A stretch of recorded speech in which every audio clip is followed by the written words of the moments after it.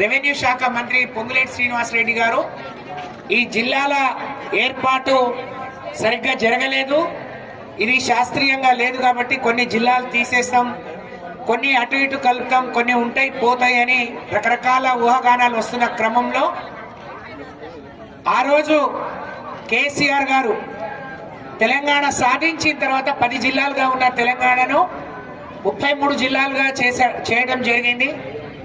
అది కూడా ప్రజలందరి ఆమోదంతో ప్రజలకు పరిపాలన సౌలభ్యం కోసం పేదవాళ్లకు అధికారులను చేరువ చేయడంలో భాగంగా అభివృద్ధి మరింత వేగంగా జరగాలనే ఉద్దేశంతో జిల్లా చేసిన అందులో మహబూబాద్ జిల్లా మానుకోట ఒకప్పుడు ఒక చిన్న గ్రామ పంచాయతీ, తర్వాత మున్సిపాలిటీ, ఇవాళ జిల్లా కేంద్రం. ఆ రోజు శంకరన్న కూడా అధికార పక్షంలో ఉండి కూడా ఈ జిల్లా కావాలి, జిల్లా వచ్చుడో శంకర్ సచ్చుడో జరగాలని చెప్పి ఆ రోజు కేసీఆర్ గారు చావు నోట్లో తలబెట్టి తెలంగాణ సాధించినట్టే తెలంగాణలో ఉండే జేఏసీ జనాలందరూ కలిసి తెలంగాణ ఏర్పడంగా మానకొండ జిల్లాను మనం సాధించుకున్నాం. కానీ కాంగ్రెస్ పార్టీ ఇస్తున్న లీకులు చూస్తా ఉంటే భయం వేస్తూ ఉంటుంది, ఈ జిల్లా ఉంటుందా ఉండదా. ఇవాళ ఎందుకు మాట్లాడుతున్నామంటే ఈరోజు రెవెన్యూ మంత్రి గారు ఇక్కడికి వస్తున్నారు, సాయంత్రం రెవెన్యూ మంత్రి గారు మరి ఇవాళ పిఎస్ఆర్ కన్వెన్షన్ లో వస్తున్నారు. రెవెన్యూ మంత్రి గారితో పాటు ఈ జిల్లా బిడ్డ వేం నరేందర్ రెడ్డి గారు కూడా ముఖ్యమంత్రికి సలహాదారు కాబట్టి వారు కూడా వస్తున్నారు. మహబూబాద్ జిల్లా మీద ఒక స్పష్టతనివ్వాలని చెప్పి బీఆర్ఎస్ పార్టీ తరఫున కవిత గారు, శంకర్ నాయక్ గారు, మేమందరం జిల్లా ప్రజల డిమాండ్ దీన్ని పరిగణించి మరి ఏం జరగనుందో కూడా చెప్పాలని మేము డిమాండ్ చేస్తా ఉన్నాం. ఎందుకంటే జిల్లా వచ్చిన తర్వాత ఎంత గొప్పగా అభివృద్ధి జరిగిందో మన కళ్ళ ముందు ఉంది, మన అనుభవంలో ఉంది. 3 ఏళ్ల క్రితం, నిన్నటికి 3 ఏళ్లు కేసీఆర్ గారు ఇదే కలెక్టరేట్ ఓపెనింగ్ చేసి 3 ఏళ్ళు అయింది. 50 కోట్ల రూపాయలతో కలెక్టరేట్ కట్టుకున్నాం. ఒక ఐఏఎస్ ఆఫీసర్ మనకు అందుబాటులో ఉన్నాడు. అలాగే కేసీఆర్ నాయకత్వంలో 33 జిల్లాలతో పాటు అనేక రెవెన్యూ డివిజన్లు, అనేక మండలాలు, వేల గ్రామ పంచాయతీలు మనం చేసుకున్నాం. అవన్నీ పరిపాలన సౌలభ్యం కోసం.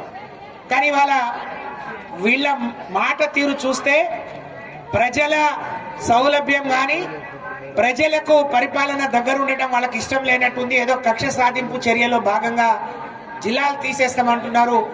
మానకోట జిల్లా పరిస్థితి ఏందో మరి ఇక్కడే స్పష్టంగా చెప్పి పోవాలని చెప్పి మేము డిమాండ్ చేస్తున్నాం. అలాగే మున్సిపల్ ఎన్నికలు వస్తున్నాయి కాబట్టి హడావిడిగా కొన్ని శంకుస్థాపనలు, ప్రారంభోత్సవాలు చేస్తున్నారు. ప్రారంభోత్సవాలు మేము తీసుకొచ్చిన డబ్బా, మీరు తెచ్చిన డబ్బో చెప్పాలి. అలాగే శంకుస్థాపనలు చేస్తున్నారు.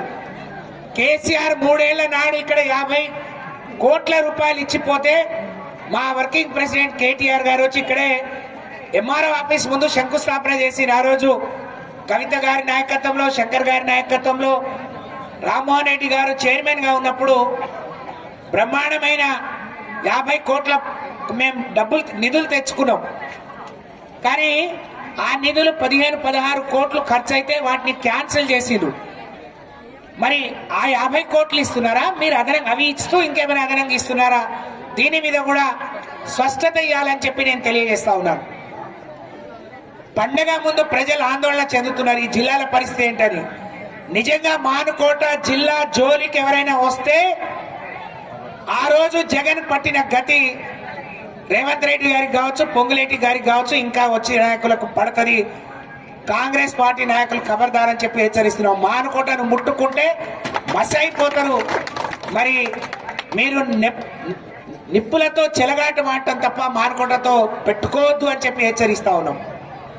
అలాగే 18వ తారీఖు ఇవాళ ఎంత బడాయి చేస్తున్నారో, ఎంత ప్రజా ధనాన్ని దుర్వినియోగం చేస్తున్నారో మేడారాన్ని చూస్తా అంటే అర్థమవుతుంది. ఇవి చెప్పకూడదు కానీ 10 సార్లు హెలికాప్టర్లు వేసుకొని అక్కడ రివ్యూలు చేస్తున్నారు. ఇచ్చింది 150 కోట్లకు 150 సార్లు వచ్చిండ్రు. మొన్నేమో సోనియా గాంధీని, రాహుల్ గాంధీని, ప్రియాంక గాంధీని తీసుకొచ్చి 1,00,000 మందితోని సభ ఉంటుందని ప్రకటించారు. వాళ్ళు రాలేదు. ఇప్పుడేమో క్యాబినెట్ అక్కడ పెడుతున్నామని చెప్తున్నారు. ఇంతమంది మంత్రులు, ఇంతమంది అధికారులు, ఒక క్యాబినెట్ అంటే ఈ రాష్ట్ర ప్రభుత్వం, ఈ ముఖ్యమంత్రి ఈ అధికారం పిచ్చోడి చేతిలో రాయిలాగా ఉంది. ఎక్కడ పడితే అక్కడ కేబినెట్ పెట్టడానికి కాదు, ఇంత ప్రజాధనాన్ని దుర్వినియోగం చేస్తున్నారు. ఒకవైపు మేము మాట్లాడదలుచుకోలేదు, సాంప్రదాయాలు అన్నారు, సంస్కృతి అన్నారు, ఇక్కడ నుంచి పర్యావరణం అన్నారు, కానీ వాళ్ళ నామాలున్నాయి, స్టార్లున్నాయి. అంటే హిందూ సాంప్రదాయానికి ఆదివాసి సాంప్రదాయానికి ఎక్కడ పోలిక లేదు, కానీ అవన్నీ పెడుతున్నారు మీరు. వాటిని ప్రశ్నించం తప్పకుండా. ఆ వనదేవతలు తప్పకుండా ఎవరు తన కీడు చేయాలని తన సంస్కృతిని కాలరాసే ప్రయత్నం చేస్తారో వాళ్ళ సంగతి వారు చూస్తారు, కానీ క్యాబినెట్ పెట్టాలని. అందుకనే పిచ్చోడు చేతిలో రాయిలాగా ఈ పరిపాలన ఉంది. ఎప్పుడేం చేస్తారో, ఎప్పుడేం మాట్లాడతారో, ఎవరి మీద ఎందుకు దాడి చేస్తారో అర్థం కాని పరిస్థితి. కాబట్టి మాకున్న అనుమానాలు, ఆ రోజు మేము కొట్లాడి సాధించుకున్న తెలంగాణ, ఆ రోజు మేము కొట్లాడి సాధించుకున్న మానకొండ జిల్లా ప్రజలకు పరిపాలన సౌలభ్యం ఉంది. కలెక్టరేట్ వస్తే 500 కోట్లతో medical college, nursing college, teaching hospital వచ్చింది. మీకు నిజంగా మానకొండ మీద ప్రేమ ఉంటే మేము తీసుకొచ్చిన నిధులతో వచ్చిన పనులు పూర్తి చేయండి. మేము ఇంజనీరింగ్ కాలేజ్ తీసుకొచ్చినాం, మేమందరం పోయి మరి గాంధీపురం దగ్గర స్థలం ఇచ్చినాం, ఇంతవరకు శాంక్షన్ కాలే. కాలేజీ నడుస్తుంది, దానికి నిధులు ఇవ్వండి. మేము హార్టికల్చర్ డిగ్రీ కాలేజ్ తీసుకొచ్చినాం,